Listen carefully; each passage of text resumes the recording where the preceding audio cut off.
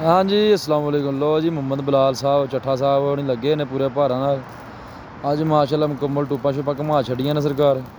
पक्का पुक्का मारन डे ने शहजादे दो बंदे जनाब, अली ब्रांडी ते मुहम्मद बिलाल जनाब। अज जद्दा करने आस्ते लगे हैं सरकार। अस बाहरों बाहर सारा समुंदर ही है, और धुआं धुआं जेड़ा।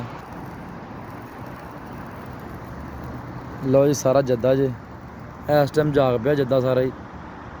ਉਹ ਹਾਜੀ ਕੈਂਪ ਜੇ, ਹਾਜੀ ਕੈਂਪ ਦੇ ਨਾਲ ਜਨਾਬ ਤੁਹਾਨੂੰ ਉਹ PIA 13 ਜਨਾਬ ਸਵਾਰੀਆਂ ਲੈ ਕੇ ਆ ਗਿਆ ਜੇ। ਕਈਆਂ ਦੀ ਜ਼ਿੰਦਗੀਆਂ ਬਰਬਾਦ ਕਰਨ ਆ ਗਿਆ ਜੇ। ਉਹ ਸਾਹਮਣੇ ਜਾ ਰਿਹਾ ਜਨਾਬ। ਸ਼ਾਮ ਦਾ ਟਾਈਮ ਹੈ, 6:25 ਤੇ ਫਲਾਈਟ ਉਤਰ ਆਈ ਜਨਾਬ ਥੱਲੇ। ਜ਼ਿੰਦਗੀ ਦੀ ਚਸ ਲੈ ਰਹੀ ਹੈ ਆਵਾਮ ਇੱਥੇ, ਤੇ ਅਸੀਂ ਛੱਤ ਤੇ ਖਲੋ ਕੇ ਲੈ ਰਹੇ ਹਾਂ।